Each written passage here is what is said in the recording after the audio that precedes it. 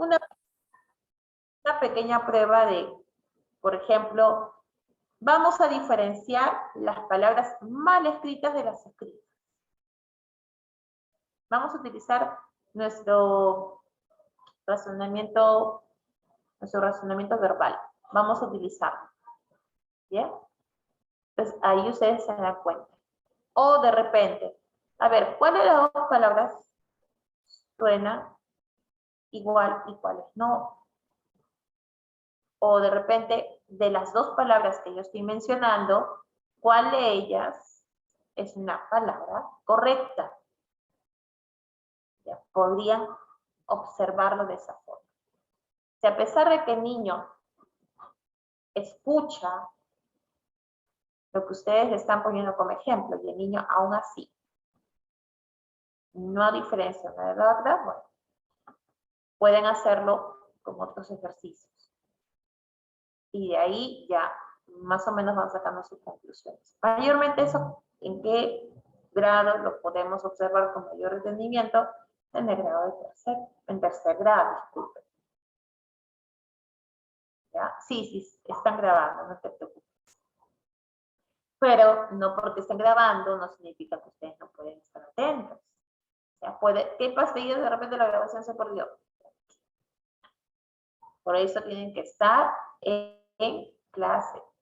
Si ustedes tan solo dejan ahí mi nombre y después yo veo la grabación, en realidad no se están llevando nada productivo porque no están participando.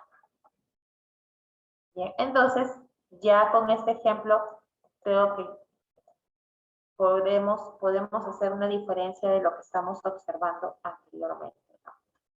A diferencia de otro caso, este tipo de niños o este tipo de pacientes o de alumnos tienen dificultad en la parte de la ruta ortográfica y de la ruta fonológica.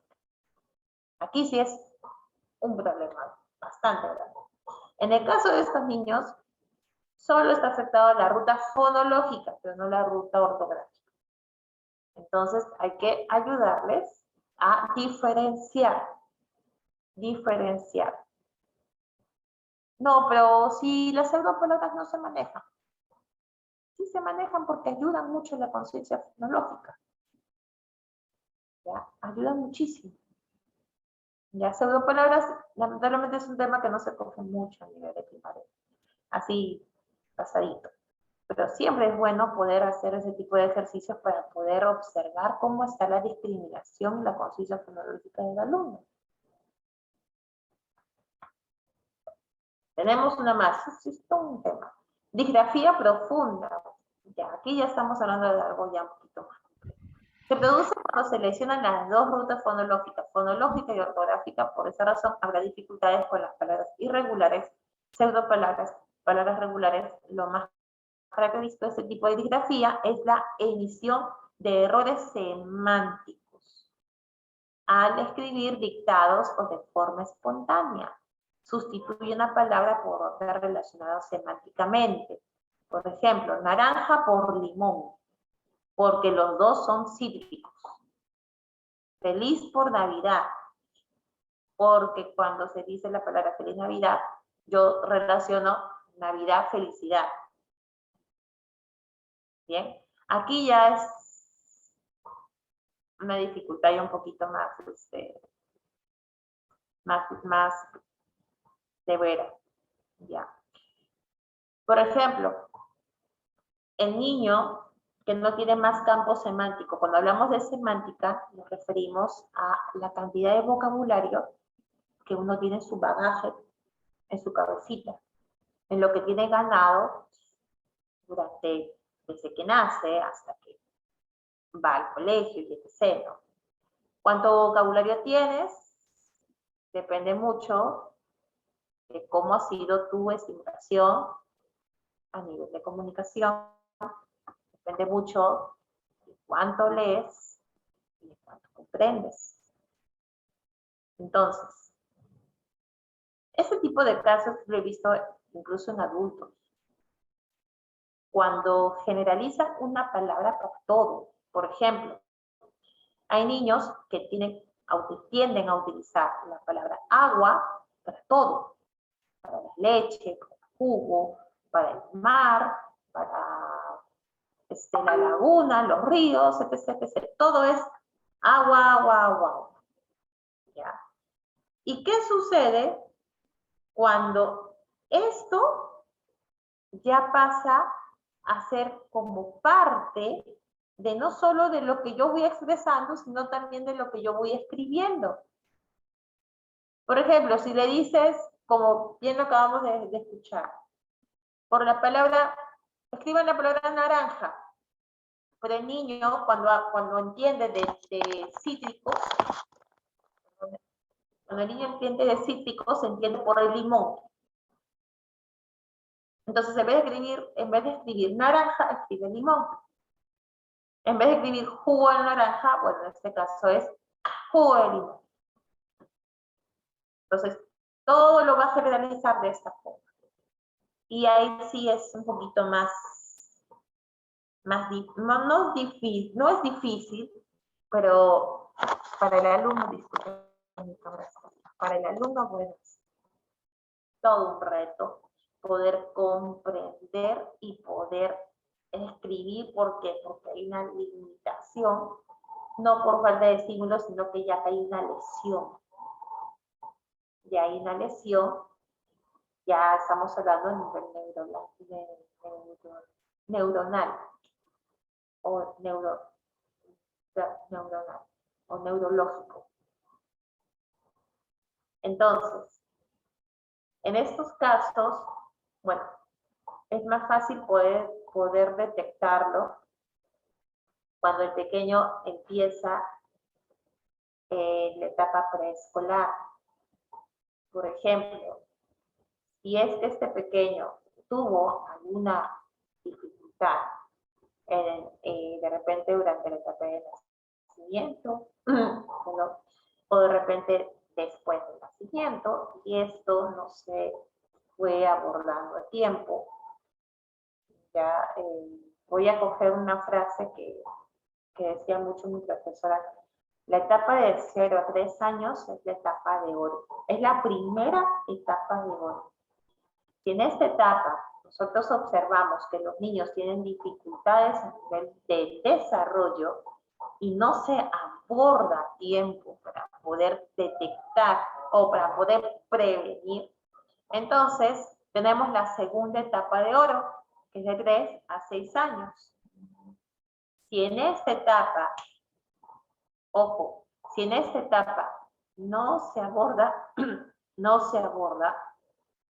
olvídense, va a tener muchas dificultades a nivel de aprendizaje, a nivel social, a nivel de comunicación y todo lo que compete todas las áreas de desarrollo. Entonces, para este tipo de casos, lo más recomendable, si yo lo observo desde primer grado, es, uno, dejar de etiquetar, dejar de que la señora practique más en casa, que ustedes no, de repente brinda apoyo, o de repente en el salón dejar de estar, pero tú puedes, pero tú puedes, pero tú puedes. Sí, sabemos que este niño ha tenido dificultades desde que nació y en toda su etapa de crecimiento. Y más aún, en esta generación vamos a encontrar etc. de dificultades, etc. de trastornos, etc. de situaciones complejas, porque obviamente han sido 2 años muy duros para nuestra niñez. Entonces hay que tener mucho ojito con todo lo que vamos presenciando y lo que vamos también escuchando y aprendiendo. Muy bien. Hemos culminado y creo que tenemos una buena cantidad de tiempo para poder hacer preguntas o para que ustedes también puedan empezar a compartir si es que tienen algún caso y tal vez poder darles algunas sugerencias o de repente algunos tips para que ustedes también puedan aplicar. A ver, vamos a empezar. Yo voy a empezar por cada uno porque si yo les pregunto, ¿quién? Van a estar en silencio. A ver, voy a empezar por Yolanda. Yolanda Chumacero. ¿Cómo estás, Yolanda? Mis buenas noches. Dime, Yolanda, con el tema del día de hoy, ¿tienes alguna pregunta? De repente algún caso que tengas en tu aula o en tu casa. No, bueno, he entrado un poco tarde, pero desde el momento que le he entrado me ha quedado claro, gracias. Ya. Ahora, ¿qué es lo que te quedó claro? ¿Cuáles de los puntos que hemos visto? ¿Es el que más te... Mira, o sea, yo he entrado un poco tarde cuando usted estaba entrando, incluso hablando de de la disgrafía. Ya. Entonces, más o menos, ¿qué es lo que has podido comprender en el tiempo que has ingresado? Disculpe. En el tiempo que has ingresado, ¿cuál de los temas o de lo que de lo que he estado hablando, cuál es el que te interesó más? O de repente el que no comprendiste mucho para poder reforzarlo. A ver.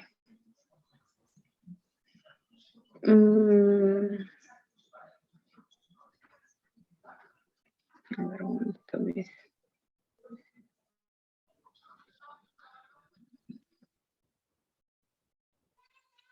Sí. Me vieron tus apuntes, Yolanda. A ver, Lidia Trujillo.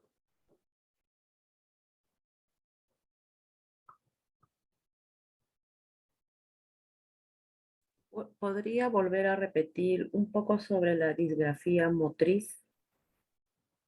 Ok, Lidia. Bien, cuando habíamos hecho algunas observaciones sobre qué actividades podemos complementar, mayormente cuando se habla de este punto, y es el más común, vuelvo a repetir, es cuando el niño tiene dificultad para poder escribir la forma de la letra. El niño puede escuchar correctamente, puede conocer muy bien la ruta fonológica, la ruta ortográfica, el niño sabe cómo es la estructura de la palabra, no tiene ninguna dificultad más allá que cuando coge el lápiz y empieza a escribir. Entonces, cuando empieza a escribir, ahí viene su reto, viene su problema, viene se puede decir, su talón de Aquiles. Porque de momento que va reproduciendo o va intentando escribir lo que está escuchando y lo que está reteniendo, las letras son de repente muy grandes, muy pequeñitas también, muy pequeñitas. He visto hasta niños con unas letras así, de hormiguita, muy chiquititas. Que en el intento de poder realizar una letra corrida, no hay esa velocidad o esa habilidad para poder manejar la parte motriz fina.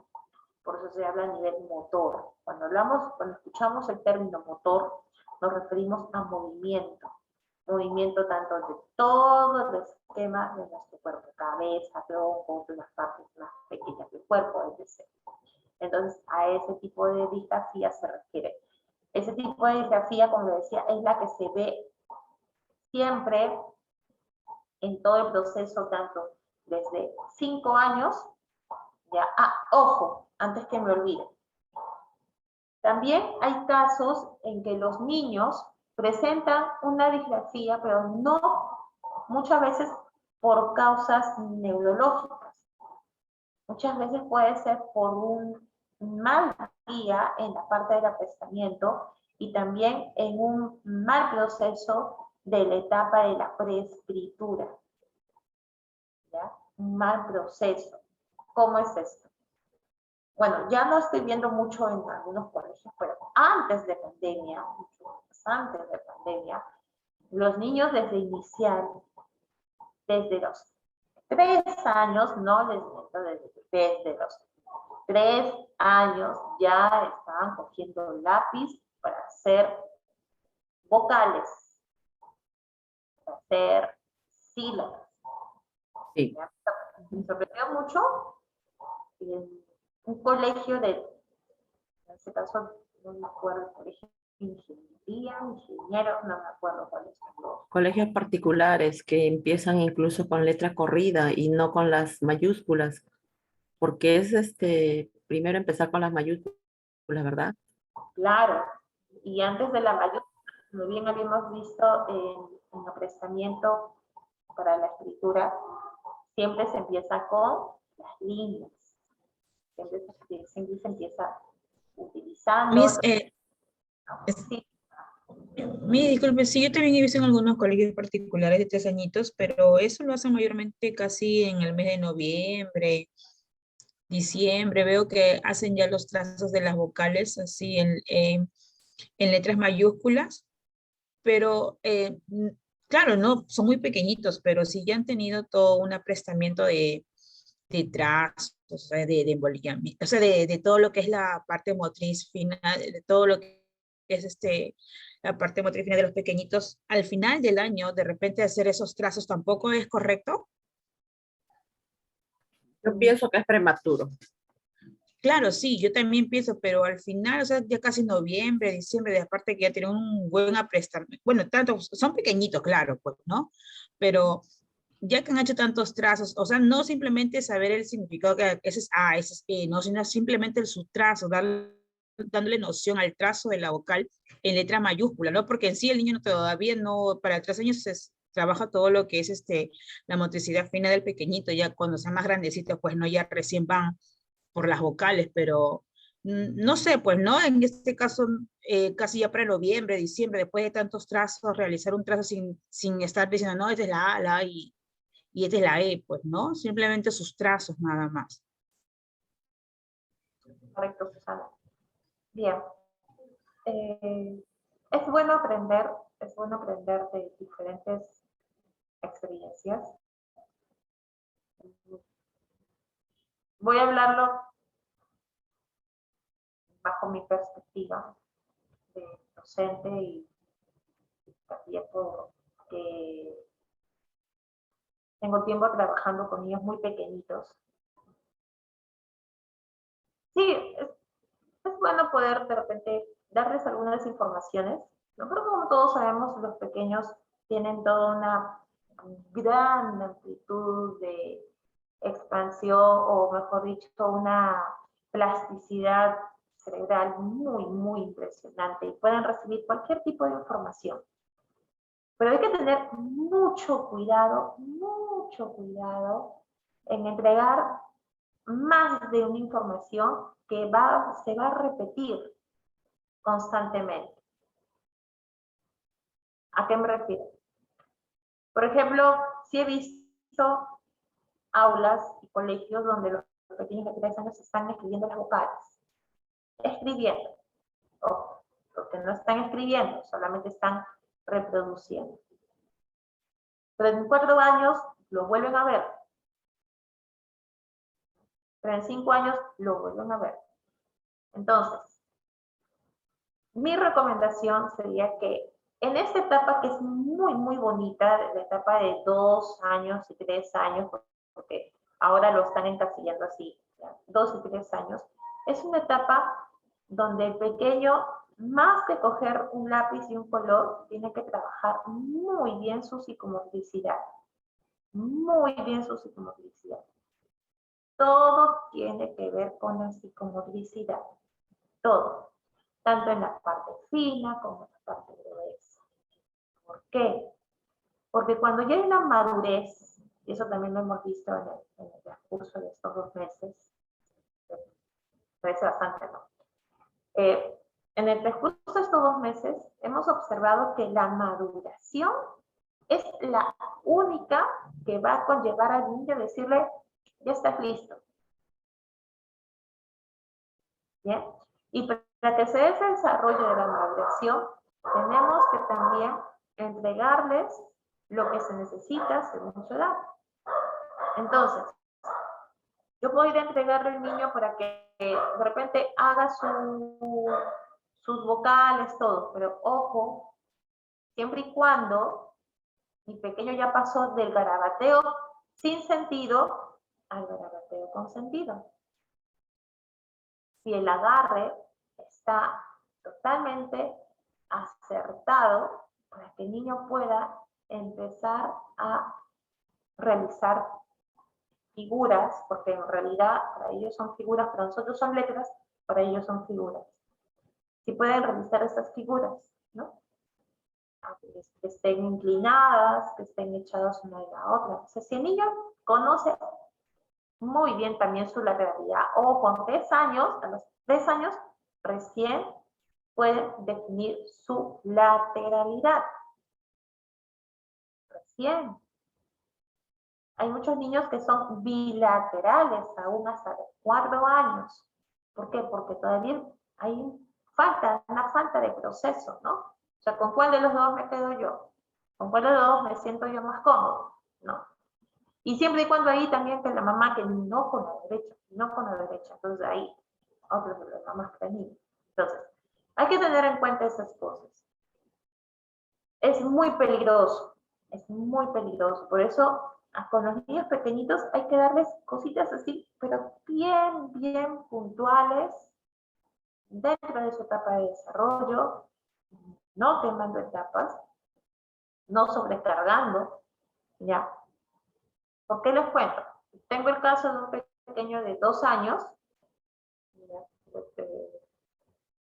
el pequeñito, en tiempo de pandemia, llegó una pseudo profesora, lo digo pseudo porque realmente yo lo veo de esa manera, que es especialista en estimulación temprana. Al niño lo tenía 2 horas, 2 horas, 3 veces al día,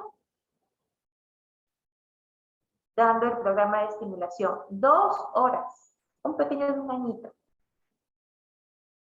En ese tiempo el niño tenía 1 añito. 2 horas sin la mamá. Y un programa de estimulación temprana es con la mamá, porque la mamá tiene que seguir en casita reforzando. El tiempo es de 45 minutos, a lo mucho, a lo mucho. Y las actividades tienen que ir de acorde a su tiempo cronológico y mental. ¿Bien? A consecuencia de esto, de esa sobreestimulación, este pequeño de 2 años, ya aún con una presunción, tiene una hiperactividad, es lo que ha dicho el neurólogo, ¿ya? Yo afianzo eso, tiene una hiperactividad adquirida gracias a una sobreestimulación. Y con este niño tengo que enseñarle a ir paso a paso, porque el niño es, todo lo hace rapidito, y quiere hacer otro, y otro, y otro, y otro, y otro. Al inicio parecía este videojuego Sonic, o sea, así. Ya, ahora se le enseña hasta cuando sale a recibir a sus papás, a sus padres, se le enseña a contar, a que espere, porque el niño se desespera, ya quiere salir, no, en disparate, gracias a una sobreestimulación. Imagínense, ¿cómo está ese cerebro? El niño duerme 6 horas. Cuando un niño de edad de 2 años debe dormir de 10 a 12 horas, a lo mucho 2 horas. Max, lo ideal son 10 horas, porque el cerebro necesita reestructurarse, necesita hacer conexiones y todo lo demás. El niño duerme 6 horas. Lo van a medicar en psiquiatría. Le van a dar sertralina, imagínense. Gracias a una sobreestimulación. Imagínense, si eso se da en un pequeño de 2 añitos, imagínense en la etapa de inicial, que se les está dando información sin ver cómo va su maduración. Por eso hay que tener mucho cuidado. Si he escuchado, pero el niño puede aprender a leer, sí, perfecto. Eso no lo puede quitar nadie, pero siempre y cuando la maduración está de la mano con la etapa cronológica. ¿Bien? Entonces, si hay eso, perfecto. Si se da, se escena, etc. Esa es mi opinión. Y también por lo que he observado y por lo que vengo trabajando. Entonces, pero yo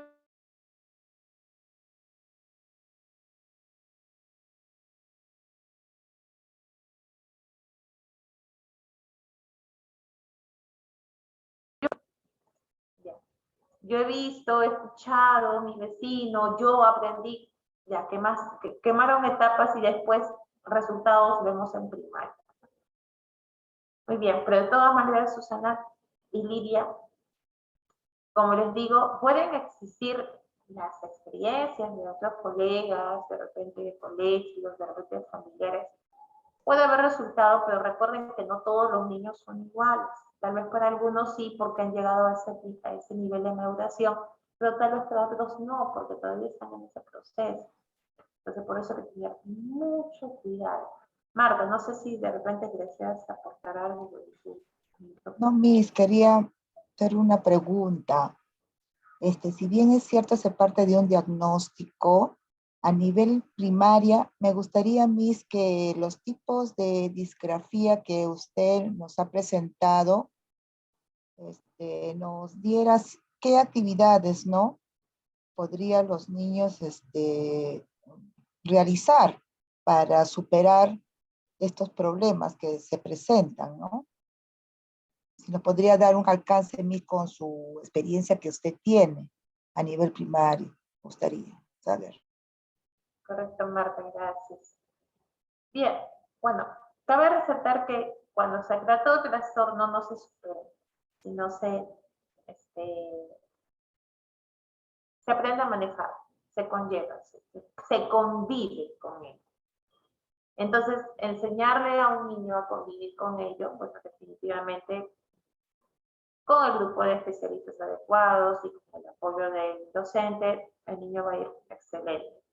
Ahora, el más común, y es el que se puede abordar en aula, es la disgrafía a nivel motriz, ¿no? Ese es el más común, ¿no? El niño tiene dificultad para poder, como lo mencioné hace un momento, y también con la experiencia de mi hijo, ese tipo de disgrafía sí se puede manejar, se puede controlar, se puede ayudar con aprestamiento, con mucho aprestamiento en ese sentido, ya, con bastantes actividades relacionadas a la parte motora fina. En el aula trabajen muchísimo, como lo mencionaba también con sus compañeros también, teatro, trabajado, pero también pueden ustedes sugerir a los padres, porque en realidad estos niños pasan casi la mitad de su vida en casa y bueno, la mitad de su vida en el colegio, prácticamente. Entonces nosotros como docentes tenemos que ir siempre de la mano con los padres. Mire, en casa nosotros, como digamos, de repente ustedes en casa pueden darle algunas actividades donde él tenga que hacer presión, donde tenga que triturar, donde tenga que romper, donde tenga que utilizar la fuerza, de repente donde tiene que tratar de utilizar solo pinza, de repente donde tiene que tener mucha delicadeza para pasarlo. Por ejemplo, para poder amasar hay que tener mucho control de la fuerza del rodillo, ¿ya? Porque si yo hago muy fuerte, la masa se me quiebra, se me rompe, ¿no? Entonces ahí estamos yendo de un nivel desde lo más lento y suave hasta lo más rápido y fuerte. No se pueden recomendar esas actividades. De repente, si yo sé que tengo un aula donde todos los niños están aburridos de estar siempre molestando, rasgando, vamos a hacer actividades que tienen relacionadas con la cocina. Pueden hacer sus brochetas de frutas, ¿no? Es bien divertido, por cierto. ¿Ya? Pueden hacer de repente sus trufas, sus trufitas, están haciendo el bolillado. Uno una forma con papel, sino ya con algo rico que los chicos puedan hacer y después comer. Tal vez pueden hacer vamos a decorar un queque, traigan su masa elástica, o vamos a utilizar de repente ay, no me acuerdo cómo fue, que es parecido a la espátula para poder bañar, para poder echar el chantilly, no me acuerdo, implemento de repostería ese tiempo que no hago pastel. Pero bueno, pueden utilizar todas esas estrategias, pero para que sus alumnos puedan sentirse cómodos, porque también cuando utilizamos lo tradicional, bueno, muchos, por ejemplo, ahora ha salido nuevamente, no sé si se acuerdan, los años 80, que salían esas muñecas de papel donde cortábamos sus vestiditos, ya, ahora nuevamente ha salido. Pueden googlear y pueden buscar y los niños pueden hacer sus figuras. Mi hijo el día jueves estuvo haciendo un gato así igualito como en esa época, un gato de recortes en 3D. Pueden incluso bajarse o descargar en Google de ese tipo de materiales y los chicos pueden hacer sus propias formas en 3D. Pero buscar la manera de acorde a lo que ellos necesitan. En realidad, tenemos una generación muy tecnológica, demasiado digitalizada.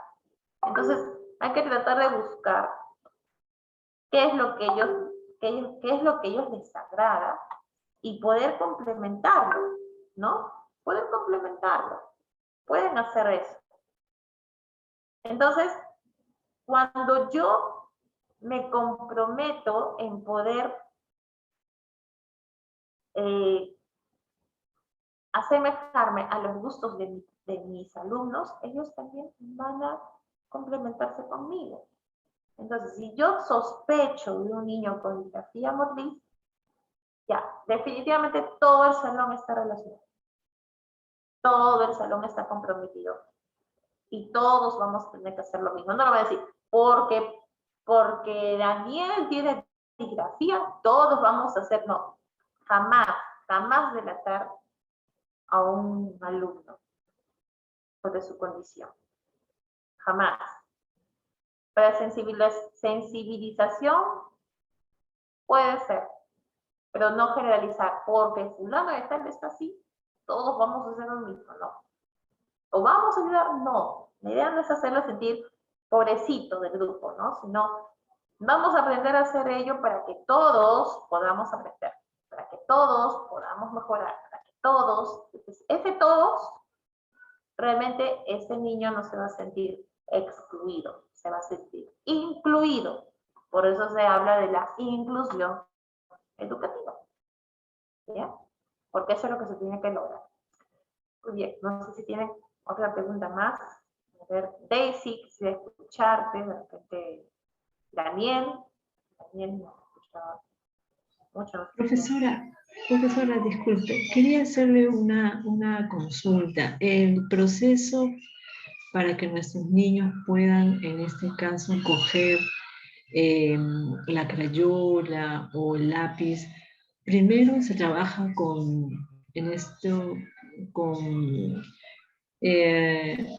elementos que sean gruesos, ¿verdad? En este caso puede ser los crayones, que son así gruesos, y después ya vamos bajando hasta quizás coger ya algo más delgado. Así es, ¿verdad?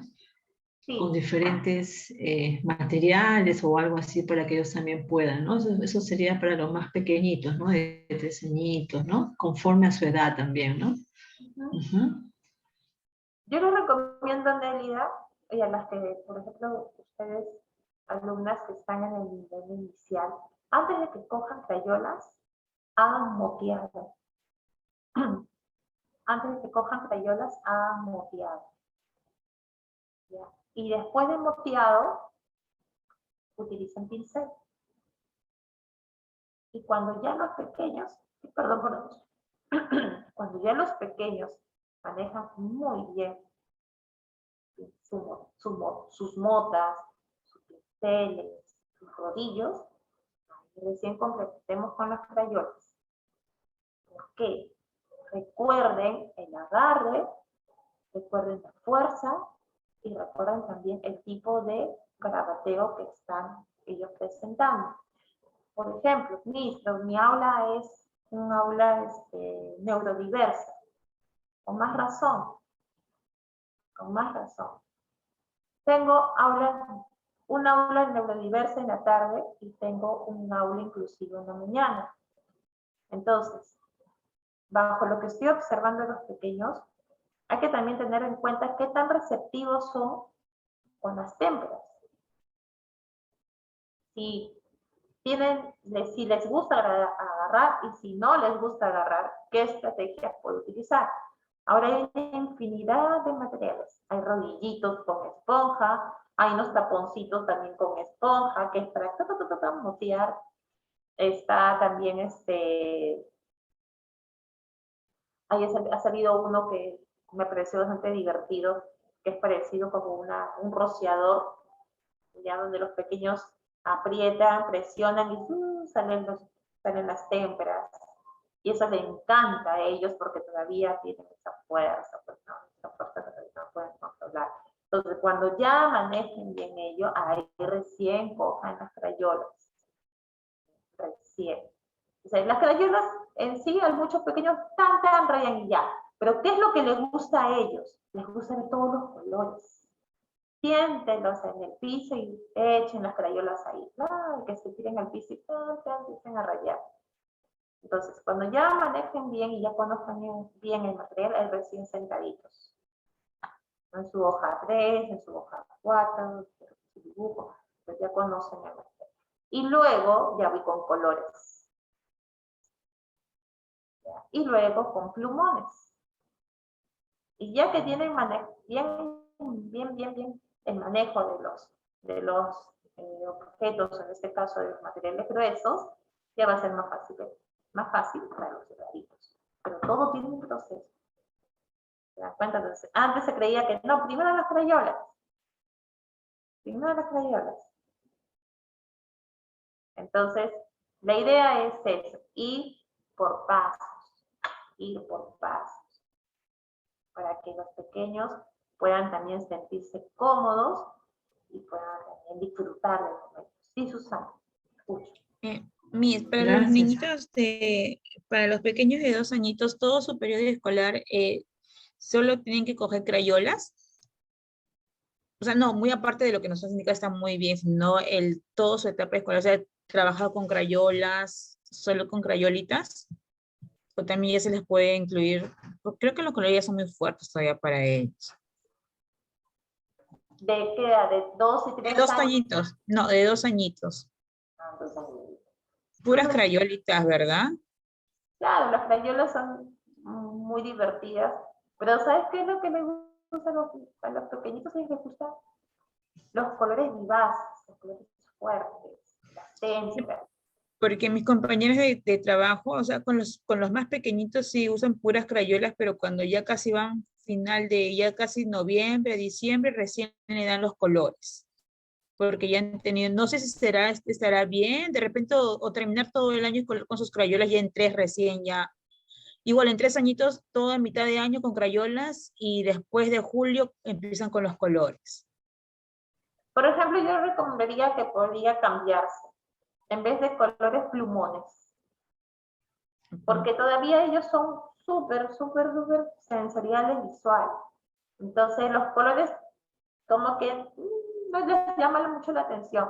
A ellos les encanta ver los colores así, muy marcados. Y los plumones son uno de ellos. Entonces el próximo año ya pueden coger sus colores, ¿no?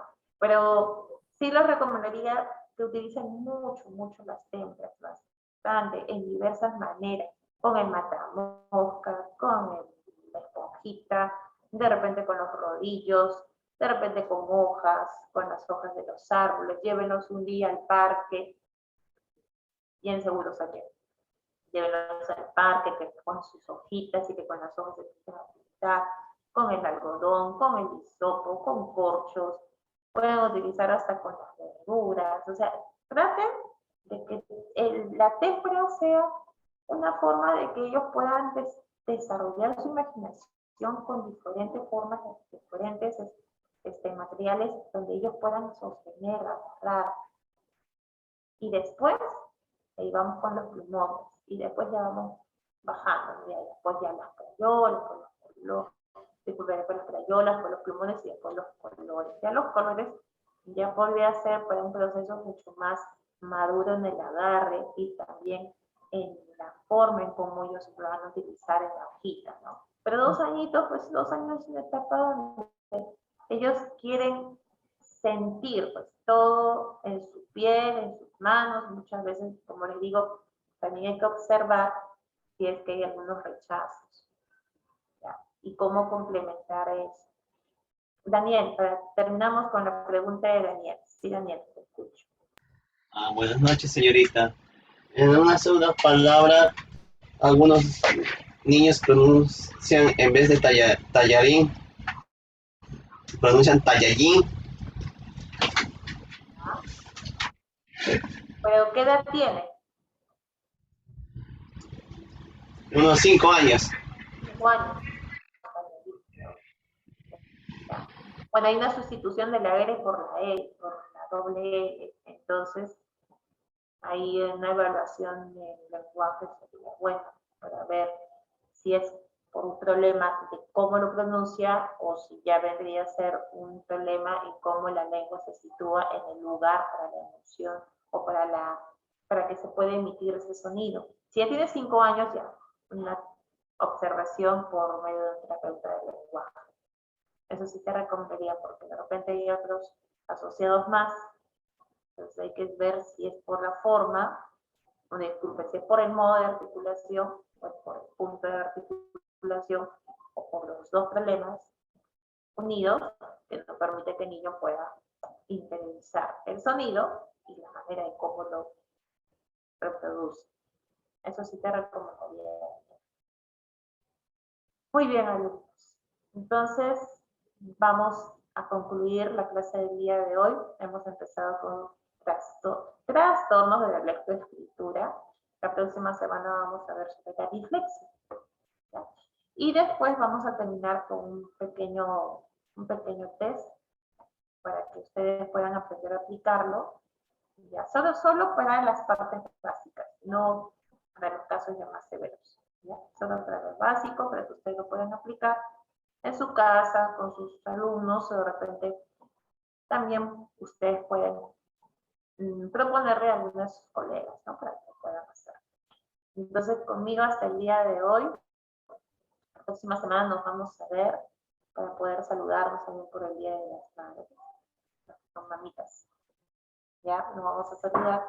Y gracias a ustedes también por su tiempo. Recuerden la próxima semana, por favor, ingresen temprano para que puedan escuchar la clase completa. Y si hay alguna dificultad, con la señorita Olga, o en ese caso con el grupo de Lidia, por favor, lo indican a través de WhatsApp, ya, para que tengan en cuenta eso. Entonces, me despido, que tengan un muy bonito fin de semana en lo que queda, y apliquen todo lo que estamos aprendiendo. Muchas gracias, profesora. Feliz día del trabajo también para todos nosotros. Feliz día a todas. Feliz día. Feliz día para todos, Miss. Buenas noches, Miss. Hasta la próxima. Pero, cuídate.